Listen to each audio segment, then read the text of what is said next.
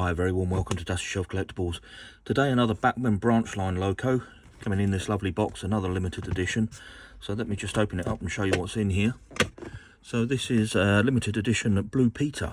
This was released in 2010, and basically I was sitting there the other week looking on YouTube, and I saw videos of the real Blue Peter coming back to Steam after its 10-year overhaul.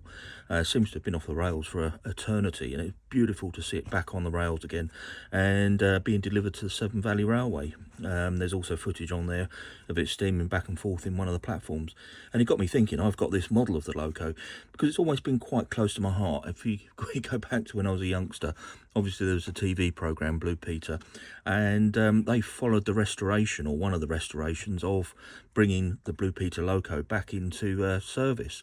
And I remember watching it, getting home from school and watching it on the telly. So I've always had quite a close affiliation to the Loco. And a few years back, this came up second hand, so I bought it. Now, the only problem with this set is it should have a limited edition certificate. I don't have that, but it is actually a really beautiful Loco. So what I'm proposing to do, just show you around the train, and then give it a little run. I'll just get both of these out. So I believe the catalogue number for this is 2009 Special, and as I say, it was released in 2010. Pristine finish in the Brunswick green here, and yeah, it is a lovely, well detailed model. So let's just walk around the Loco itself. So we do have sprung buffers on here, which is rather nice. Nice detailing of the printing. The naming badge looks fantastic. We've got separately fitted handles down the side and the separately fitted whistle. Blue Peter is quite interesting because the whistle is actually behind the smoke deflector. So you see this link rod down here. This would be the mechanism to sort of pull the whistle that's located right at the front of the vehicle. And obviously, being an A2, this is Blue Peter is the last surviving peppercorn A2 class. And we see around the windows here, got nice finished frames around the windows in gold. And then inside the cab, look at the detailing on that. Really, really nice. Really nice. Around this side again, separately fitted handrails on the side and another link rod coming down the side. We've got underneath, this one has actually been fitted with the brake mechanisms. We've got a floating wheel on the back here, which is quite common for Bachmann Locos. And yeah, all in all, a very, very nice Loco. Very nice Loco. And in terms of the tender, this I'd love to see. Look, I've mentioned this on many of the Locos that I've reviewed lately, that you go to all the trouble of, picking out the detail in the cab and then do nothing on the tender. But this model does in fact have the main levers and mechanisms there picked out in red, which is rather nice. Really nice detailing on the riveting on the side of this. Nice detailing on the rear here. We've got separately fitted handrails again, all three of them on the sides there. And yeah, the printing is absolutely exceptional on it. So really, really nice Loco. The banding on top of the boiler is, well, I have to say, even with this being a 14-year-old Loco, is much better than the recent Hornby Locos I've had. And you can see the lining picked out down the side of the running plate here and on the cylinders. Really lovely Loco. What else comes in here? Let's have a look at this pack. Got a pack of accessories. So we do have nameplates that can be separately fitted should you wish, and inside the bag of accessories here we've got a couple of vacuum pipes, and you can see the drain cock outlets there. Some other little bits and pieces. I think they're probably the guards that go either side of the foot plate. So nice little Loco, nice box. I forget what I paid for it. It wasn't very expensive. I think these originally were about 230 pounds. I think I probably paid about 100 for it. And as I say, it was quite a long time ago. But I've never really run the Loco, so I thought, having seen the footage of the actual Loco running up and down the line, I thought it might be nice to just put this on the track, get some detailed shots of it, and say a few words around it, and certainly give it a little run. Now, before I go any further, as always, as people have pointed out to me, with my Locos, they tend to sit on a shelf for a long period of time. So I will give this a quick light oil just to make sure that it is lubricated before I run it on the track. Anyway, let's take this over to the railway and let's get some detailed shots. I'm putting this in towards the beginning of the video, but I'm actually filming at the end, so I can say that this is an absolutely troublesome runner. It's not a very good runner at all, and you'll see that in a little bit. But there's a couple of other things. The drawbar is the Bachmann design, where you thread the drawbar through the tender, and they have to try and hook it onto a peg on the tender like so. Really, really difficult to do. I've just done it first time there, but a couple of times it's taken me forever to get that on there, so not a particularly clever bit of kit there. The Loco itself is quite heavy, so I thought I'd just weigh that. And I've got a little bit of footage coming up in a minute with the body off, because I've had to take the body off to get the motor to run. So in terms of the Loco, we're talking 366 grams with the tender on there, 458, so it's quite a heavy Loco. So it should pull a lot of carriages, but it's just not particularly powerful. When I put the carriages behind it, it's just got no go in it really. It's quite lethargic.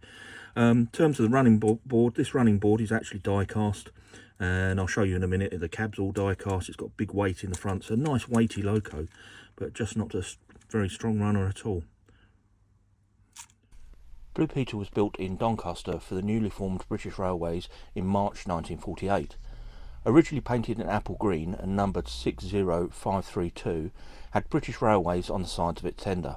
It was initially allocated to the North Eastern region of British Railways and was based at York, where it worked over the East Coast Main Line. In the autumn of 1949, 60532 was transferred to work in Scotland, where it was primarily employed on the Glasgow and Edinburgh Express to Aberdeen. It was here in 1951, during steaming trials, the locomotive achieved 100 miles an hour between Stowhaven and Montrose. Towards the end of its BR career, the locomotive was allocated to Dundee, where it became the last Peppercorn Pacific to be overhauled at the Darlington Works. Blue Peter was purchased for preservation in 1968 by Jeff Drury and was restored to working condition once more. In late 1987, the North Eastern Locomotive Preservation Group took charge of Blue Peter on long-term loan from the Drury family. The Preservation Group restored the locomotive to mainline condition, and it was during this period I would have seen it on the Blue Peter TV show. In 1994, during the first run of a preserved steam locomotive from Edinburgh to Newcastle, Blue Peter suffered extensive damage during a catastrophic uncontrolled wheel slip. The boiler had been overfilled, and a poorly controlled wheel slip caused the boiler to prime, carrying water over the regulator valve and jamming it open. The wheels were said to have reached 140 miles an hour before the cylinder heads blew and the motion disintegrated. The repair of the Loco took 18 months to complete. In 2014, the engine was sold by the Drury family to Jeremy Hoskin, and Blue Peter has just emerged from the overhaul that began in 2015. Right, let's see how this runs. Just giving it a little bit of power. Absolutely beautifully. Other way.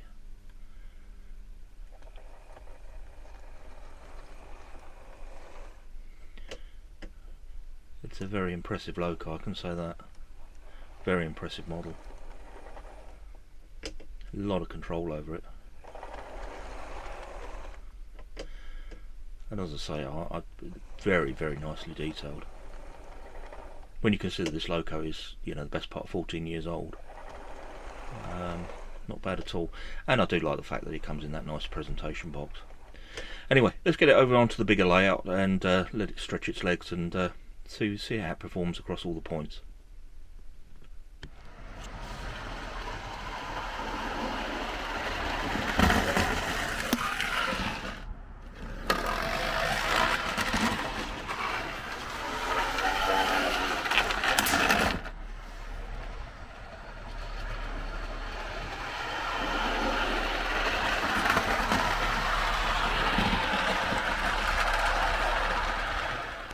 Well, dare I say it, I'm having an absolutely horrendous time with this Loco.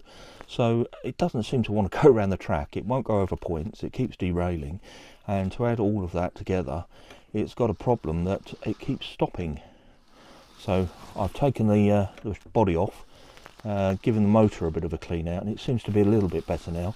But it just stops, doesn't move, and you have to give it a nudge every now and again. Very, very frustrating, and yeah, not a strong runner at all, I'm afraid. As I say, it's not been particularly good going around on the layout at all.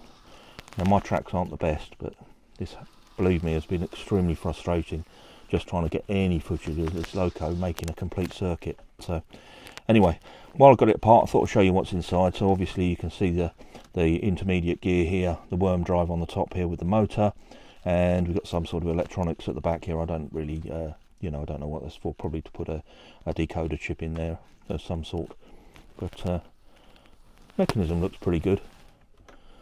But look, there you go, it's happened again. Just stops like so, and then a little nudge and off it goes again.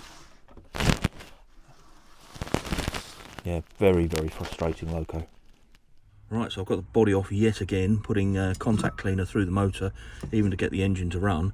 But I just thought I'd show you inside here. So it's a plastic body on a die-cast running board. You can see in the back here the die-cast firebox, and obviously with all the controls mounted onto that. And then just at the front here, I can just about make it out in here, there's quite a lengthy and heavy weight, which makes this quite a weighty Loco. It's just a shame the end motor and everything doesn't seem to have enough power to make use of the traction that this weight gives it. So anyway, let's get this back together and I'll try and get some more footage.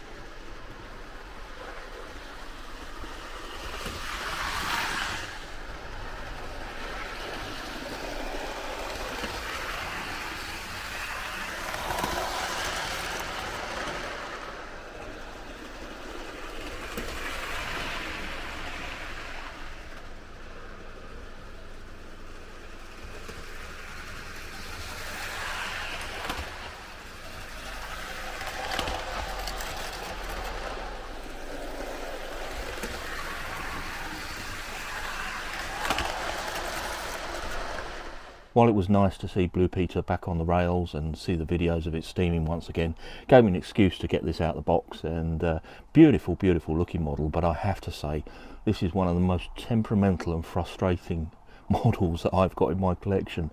Literally, this hasn't made a circuit round cleanly. You know, I've got a couple of bits of footage of it going past, but it's an absolute disaster when it comes to running across any points. I've tried it on 2 different layouts. It's just so unpredictable. It will go round, it will make a complete circuit one time. You do exactly the same circuit, same speed, and it derails. There's just no rhyme or reason to it. Yeah, a bit disappointing really, for such a beautifully looking Loco, and a good weight Loco as well. It's just such a poor runner.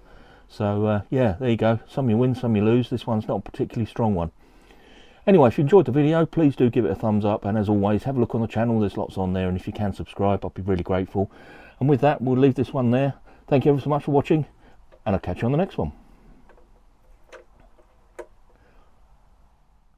And as I always finish my videos, this is supposed to now run off camera on cue, and yeah, it's not working. It's playing me up yet again.